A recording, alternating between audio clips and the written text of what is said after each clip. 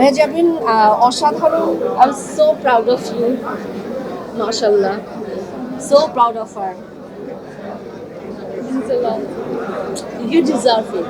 আমি এখনো খুব বলবার মতন একটা সিচুয়েশনে নাই, যে কারণ এটা আমি জানি ছবিটি আমরা শুটিং করেছি, এটা শুটিং হচ্ছে, কিন্তু তারপরেও যেটা বলবো যে ছবিটা আমাকে এত ইমোশনালি কানেক্ট করেছে, কিন্তু আমার মনে হয় প্রত্যেকটা দর্শককেই সেভাবে করবে।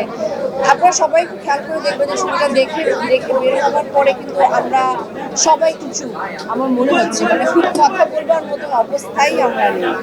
তারপরে বলতে হয় যেটা, প্রথমে আমি আসলে পুরো টিমকে অনেক অভিনন্দন জানাই। বের হবার সময় আমরা ঘোরাঘুরি করে বের হলাম, কিন্তু আসলে লাস্টে যাদের নামগুলো দেখলাম, আমি সবসময় ট্রিবিউট দিতে চাই বা তাদের কথা আমি সবচেয়ে বেশি বলতে চাই, যে যারা এই ছবিটি বানিয়েছে, এত ভালো একটা ছবি বানাবার পেছনে যারা ছিল। আর তারপর ডিরেক্টর শঙ্খ, সে অসাধারণভাবে মানে বুনট করেছে গল্পটা, ছবিটা। কিন্তু আমার কাছে মনে হচ্ছে যে এই ডিরেক্টর বারবার তার চরিত্রগুলোকে একটু বেশি বিপদে ফেলতে ভালোবাসে। এটা বোধহয় ডিরেক্টরের, আমার মনে হচ্ছে এটা ডিরেক্টরের স্ট্র্যাটেজিটা বেছে নিয়েছে। এবং যার যে আমার পাশে দাঁড়িয়ে আছে, মানে আমি ওর অভিনয়ের ভক্ত। আমি কিন্তু ওর অভিনয় সবসময় দেখি, মানে আমার খুব কম দেখা হয়, কিন্তু তারপরেও আমি যা দেখি ওর অভিনয়গুলো আমি দেখি, কারণ আমি ওর গ্রোথটা প্রথম থেকে খুব খেয়াল করছিলাম। এবং আমার কাছে মনে হচ্ছে, অনেকে বলেছে যে ওর আরও আগে কাজ করা উচিত ছিল, ওর আরও আগে ছবি করা উচিত ছিল, আমি মেহজাবিনের কথা বলছি। কিন্তু ও এমন একটা পরিপক্ক সময়ে এসে অভিনয়টা করেছে, এবং এমন একটা ছবি দিয়ে আমার মনে হয় মানুষ হিসেবেও একটা মানে একটা জার্নির প্রয়োজন আছে, এবং সেই জার্নিটাও কমপ্লিট করেছে। সেই জন্য এরকম ছবিতেও এরকম ভালো অভিনয় করতে পেরেছে।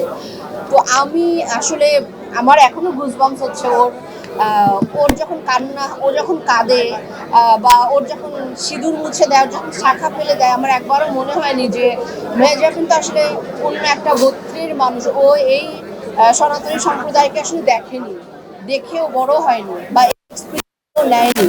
কিন্তু একজন অভিনেতার আসলে সবচেয়ে বড় জায়গা বোধহয় এটাই। আর শেষে আসলে কিছু বলবার নেই, তবে শেষে যে মেসেজটা আছে আসলে সেটা সবচেয়ে বড় মেসেজ আমার মনে হয়। এর উপরে আর কোনো মেসেজ হতে পারে যে আমরা সবাই মানুষ, এবং এই সময়ে এসে এরকম একটি ছবি, এরকম মেসেজ খুব দরকার বলে আমার মনে হয়েছে। ডিরেক্টরদেরকে অসম্ভব ধন্যবাদ এরকম একটা সুন্দর একটা ছবি উপহার দেওয়ার জন্য।